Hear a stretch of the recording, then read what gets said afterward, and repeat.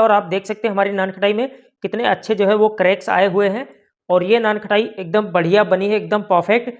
मैंने बिल्कुल भी नहीं सोचा था कि ये नान खटाई जो है बिना अमोनिया और बिना दही के इतने अच्छे जो है क्रैक्स हमारी नान खटाई में आएंगे।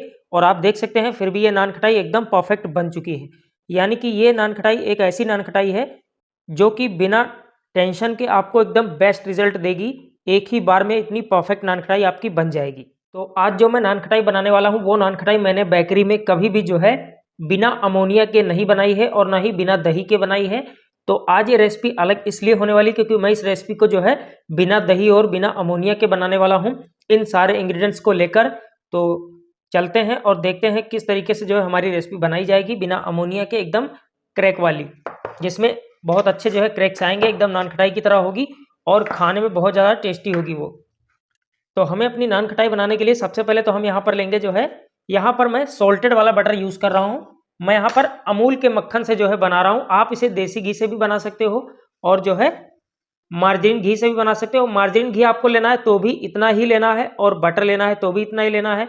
अनसॉल्टेड वाला बटर लेना है तो भी इतना ही लेना है आपको। और ये बटर है 1/4 कप, यानी कि 1/4 कप में जो बटर आएगा वो आएगा 60 ग्राम। अगर आपको सॉल्टेड वाला टेस्ट नहीं पसंद है तो आप क्या करना, आप जो है हाफ सॉल्टेड वाला बटर ले लेना और हाफ अनसॉल्टेड वाला बटर ले लेना। और उसके बाद हम इसमें डालेंगे 1/4 कप शुगर पाउडर, वो भी आपको लेना है 50 ग्राम। उसके बाद अब हम क्या करेंगे, अब हम जो है इसे मिक्स करके सॉफ्ट कर लेंगे अच्छे से। अभी सर्दियों का मौसम है, फिर भी मैंने इस बटर को जो है फ्रिज में नहीं रखा था, फिर भी जो है ये हार्ड है, आप देख सकते हैं। तो इसे हमें इस तरीके से मिक्स करके जो है सॉफ्ट कर लेना है पहले।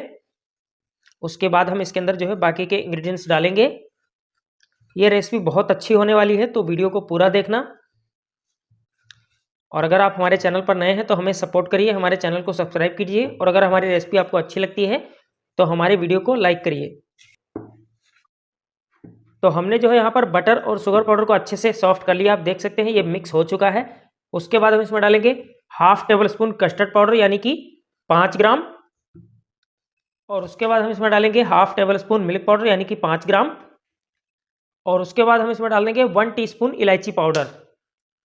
उसके बाद हम जो है इसे फिर से मिक्स करके सॉफ्ट करेंगे। ये प्रोसेस आपको काफ़ी देर तक करना पड़ेगा क्योंकि जब तक हमारा बैटर अच्छे से सॉफ्ट नहीं होगा यानी कि फ्लफी नहीं होगा तब तक हमें इसमें जो है और इंग्रेडिएंट्स नहीं डालने हैं।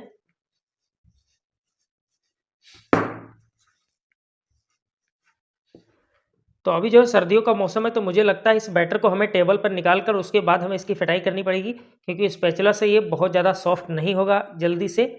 तो हम इसे हाथों से जब मसलेंगे तभी जो है हमारा बैटर जल्दी फ्लफी होगा और रेडी हो जाएगा। तो मैं इसे क्या करूँगा, मुझे जो है इसे टेबल पर निकालना है सारे बैटर को इस तरीके से।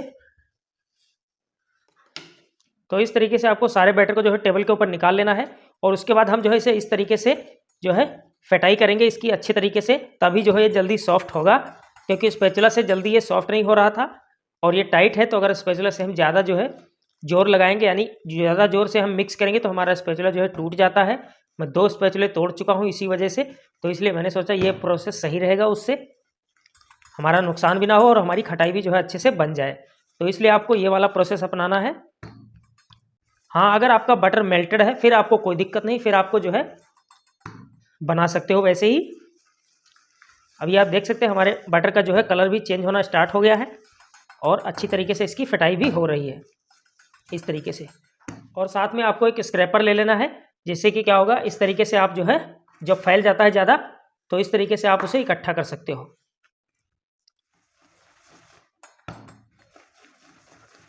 तो जब आपको लगे कि आपका बैटर एकदम सॉफ्ट होना स्टार्ट हो गया, आप देख सकते हैं बहुत ज़्यादा ये सॉफ्ट हो चुका है। अभी ये एकदम फ्लफी नहीं हुआ है तो फ्लफी करने के लिए हम इसे और फेंटेंगे। तो और ज़्यादा फेंटने से पहले हम इसमें डालेंगे बेकिंग पाउडर और बेकिंग सोडा। तो इसमें हमें बेकिंग पाउडर डालना है 1 टीस्पून यानी कि 2 ग्राम।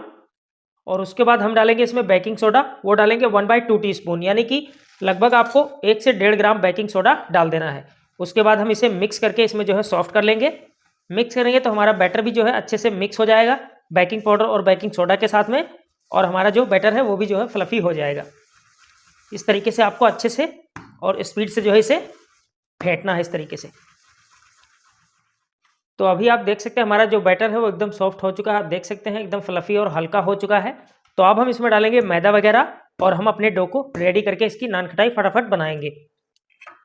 तो यहाँ पर आपको मैदा लेना है 70 ग्राम यानी कि 70 ग्राम, और ये आपको लेना है 1/2 कप में। 1/2 कप में जो है आपको दबाकर बिल्कुल नहीं भरना है, प्रॉपर आपको हल्का हल्का भरना है, और वो जो है 70 ग्राम आ जाएगा।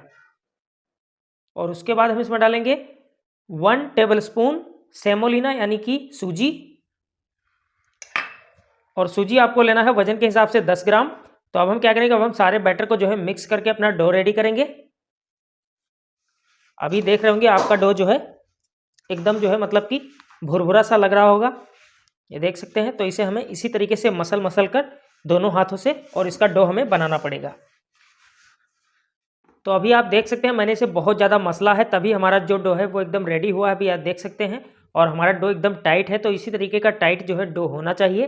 तो अब हम क्या करेंगे, अब हम जो है इसे साइड में रख देंगे, और उसके बाद हम सारी नान खटाई बना लेंगे। तो हमें अपनी नान खटाई रेडी करने के लिए सबसे पहले मैंने यहाँ पर जो है ओवन की ट्रे को बटर पेपर लगा कर रख लिया है इस तरीके से, और उसके बाद हम जो है इसे रोल करेंगे। रोल आपको इस तरीके से कर लेना है, हल्का सा आपको इसे मसलना है डो को, उसके बाद इस तरीके से हम इसे रोल कर लेंगे। यहाँ पर हम बहुत बड़ा पीस जो है नान खटाई का नहीं रखने वाले हैं, नॉर्मल पीस रखेंगे इस तरीके से। तो नॉर्मल पीस रखने के लिए मैं यहाँ पर जो है पीसेस सारे कट कर लेता हूँ इस तरीके से। तो मैं आपको एक बार पहले गोल करके मैं इसका साइज़ देख लेता हूँ। इस तरीके से आप देख सकते हैं, इतना साइज़ आपके नान खटाई का होना चाहिए। तो मैं बिल्कुल इसी साइज़ के सारे नान पीसेस जो है वो कट कर लेता हूँ। इस तरीके से आपको कट कर लेना है, बिल्कुल एक साइज़ के आपको कट करना है। तो यहाँ पर मैंने सारे पीसेस जो है वो कट कर लिए हैं, आप देख सकते हैं। यहाँ पर थोड़ा साइड का पीस बचा हुआ है इतना सा, तो मैं जो है इसी में गोल करते वक्त थोड़ा थोड़ा मिला दूंगा। तो इस तरीके से आपको गोल करने के बाद नान खटाई को जो है इस तरीके से आपको रखना है, इस तरीके से, ताकि एक ही बार में ये जो है सेट हो जाए, और इससे ज़्यादा आपको जो है दबाना बिल्कुल भी नहीं है। तो मैं सारे पीसेस जो है गोल करके, और उसके बाद इसी तरीके से फेंक कर जो है ट्रे में रख लेता हूँ। अगर जो है थोड़ा बहुत जो है इधर उधर हो जाता है तो आप हाथ से उसे सेट कर सकते हैं। तो मैं जो है सारे पीसेस रख लेता हूँ फटाफट। तो ये देखिए हमने अपनी सारी नान खटाई को जो है रेडी करके रख लिया है ओवन की ट्रे में। तो अब हम इसे डाल देंगे ओवन में बेक होने के लिए। मैंने अपने ओवन को पहले ही प्रीहीट कर लिया था 180 डिग्री पर, यानी 180 डिग्री पर।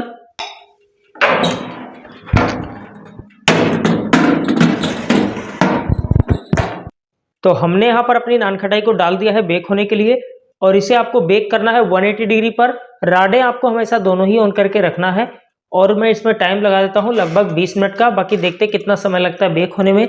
अगर ये पहले बेक होती तो भी मैं आपको बता दूंगा, अगर ये बाद में बेक होती है 20 मिनट से ज़्यादा समय लेती है तो भी बता दूंगा। तो अब हम अपनी नान खटाई को बेक होने देते हैं। तो हमारी जो नान खटाई हो बेक हो चुकी है, और हमारी नान खटाई को बेक होने में समय लगा 18 मिनट, यानी कि 18 मिनट मैंने इसे बेक किया है। तो ये देखिए हमारी जो नान खटाई हो बेक होकर निकल चुकी है, और इसे बेक होने में लगे हैं 18 मिनट, यानी कि 18 मिनट मैंने इसे बेक किया। और आप देख सकते हैं हमारी नान खटाई में कितने अच्छे जो है वो क्रैक्स आए हुए हैं, और ये नान खटाई एकदम बढ़िया बनी है, एकदम परफेक्ट। मैंने बिल्कुल भी नहीं सोचा था कि ये नान खटाई जो है बिना अमोनिया और बिना दही के इतने अच्छे जो है क्रैक्स हमारी नान खटाई में आएंगे। और आप देख सकते हैं फिर भी ये नान खटाई एकदम परफेक्ट बन चुकी है। यानी कि ये नान खटाई एक ऐसी नान खटाई है जो कि बिना टेंशन के आपको एकदम बेस्ट रिजल्ट देगी। एक ही बार में इतनी परफेक्ट नान खटाई आपकी बन जाएगी। तो हमारी जो नान खटाई है वो एकदम बढ़िया रेडी हो चुकी है। आप देख सकते हैं मैंने इसे ओवन के ट्रे से बाहर निकाल दिया था ताकि ये जल्दी से जो है ठंडी हो जाए। तो मैं एक पीस आपको तोड़कर दिखाता हूँ। एक पीस जो है नान खटाई वो हमारी जो है लड़की लेकर चली गई, तो कोई बात नहीं है, उसे पसंद था। तो मैं एक पीस आपको जो है तोड़कर दिखाता हूँ नान खटाई। ये देख सकते हैं कितनी ज़्यादा मतलब कि क्रिस्पी और क्रंची बनी हुई है, बहुत अच्छी लगेगी आपको नान खटाई। तो एक बार आप इसे ज़रूर ट्राई करना। और मैं आपको बता दूं मैंने यहाँ पर जो है इसे बिना कन्वेक्शन वाले ओवन में बेक किया है। अगर आप इसे कन्वेक्शन मोड वाले ओवन में बेक करते हो तो इस नान खटाई का रिजल्ट और भी ज़्यादा बेहतर आएगा।